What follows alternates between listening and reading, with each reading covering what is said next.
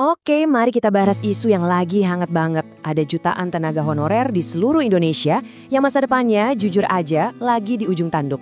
Bayangin, setelah bertahun-tahun mengabdi, muncul tenggat waktu baru di tahun 2026 yang mengancam segalanya. Jadi apa sih yang sebenarnya terjadi dan apa solusinya? Yuk kita bedah sama-sama. Nah, ini dia pertanyaan utamanya kan?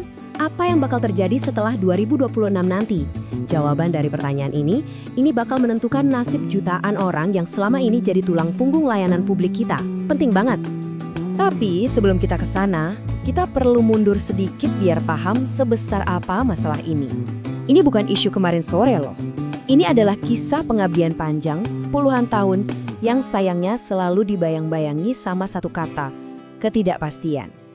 Coba deh kita resapi dulu skalanya.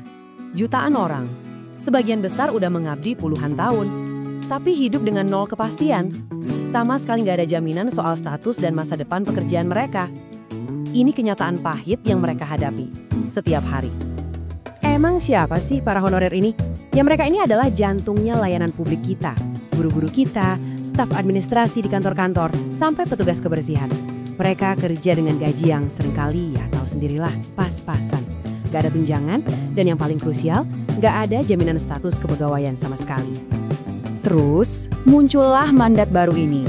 Pemerintah menetapkan mulai tahun 2026, semua pegawai di instansi pemerintah itu wajib berstatus aparatur sipil negara atau ASN. Mau itu PNS atau PPPK, pokoknya harus ASN. Nah, aturan inilah yang langsung bikin cemas luar biasa di kalangan para honorer. Menghadapi tantangan masif ini, pemerintah kemudian menawarkan sebuah, katakanlah, jalan tengah. Sebuah skema baru yang namanya PPPK Paruh Waktu. Apa itu? Jadi PPPK Paruh Waktu ini apa sebenarnya?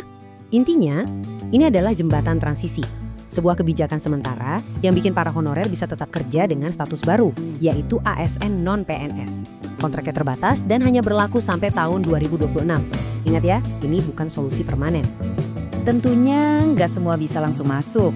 Ada syarat resminya. Mari kita lihat, usia maksimal harus 58 tahun pas diangkat, udah mengabdi minimal 3 tahun tanpa putus, datanya harus terdaftar di BKN, terus ada rekomendasi dari pimpinan, dan yang terakhir, rekam jejak disiplinnya harus bersih. Oke, sekarang kita lihat gimana implementasi kebijakan ini di lapangan dan reaksi yang muncul. Soalnya disinilah janji mulai bertemu dengan kenyataan.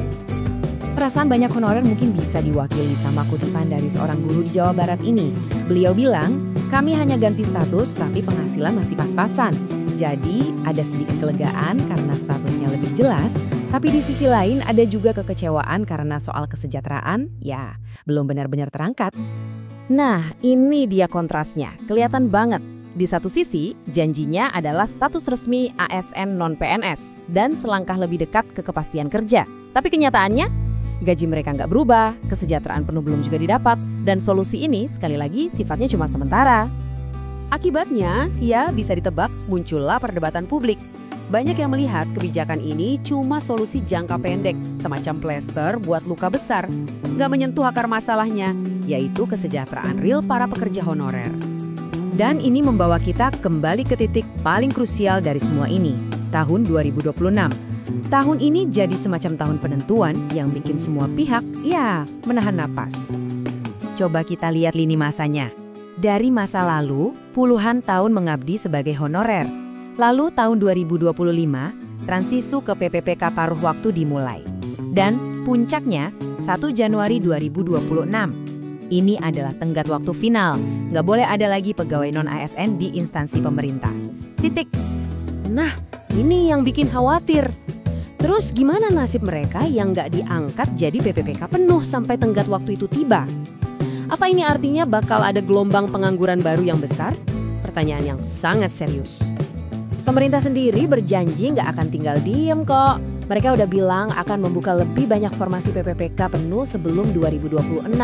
Fokusnya ke sektor-sektor prioritas kayak pendidikan, kesehatan, dan administrasi publik untuk menyerap tenaga honorer yang memenuhi syarat. Oke, sekarang kita masuk ke bagian yang paling penting, terutama buat Anda yang saat ini masih berstatus honorer. Mari kita bahas langkah-langkah praktis dan konkret yang bisa Anda lakukan mulai dari sekarang. Baik, ini dia daftar tugas penting buat Anda. Catat ya. 1. Segera, dan saya ulangi, segera cek dan pastikan data Anda di BKN itu sudah benar. Jangan sampai ada yang salah. 2. Siapkan semua dokumen dan sertifikasi yang diperlukan. 3. Rajin-rajin pantau portal resmi sschasn.bkn.go.id. Jangan sampai ketinggalan info. 4. Coba aktif di forum-forum kerja, biar dapat info terbaru soal posisi-posisi baru. Dan kelima, yang paling penting, mulai siapkan diri Anda untuk menghadapi seleksi kompetensi PPPK penuh. Jadi, kesimpulannya gimana? Seperti dua sisi mata uang. Di satu sisi, ada harapan, organisasi pekerja terus berjuang mendorong agar ada jalan menuju status ASN penuh, bukan cuma kontrak. Tapi di sisi lain ada juga kekhawatiran dari para ahli kebijakan publik. Mereka khawatir kalau kebijakan ini mungkin cuma menunda masalah yang lebih besar. Pada akhirnya kita semua kembali ke pertanyaan ini. Apakah kebijakan PPPK paruh waktu ini adalah secercah harapan yang sesungguhnya bagi jutaan abdi negara kita? Atau ini cuma cara untuk menunda ledakan masalah ketenaga kerjaan yang lebih besar hingga 2026? Hanya waktu yang bisa menjawabnya.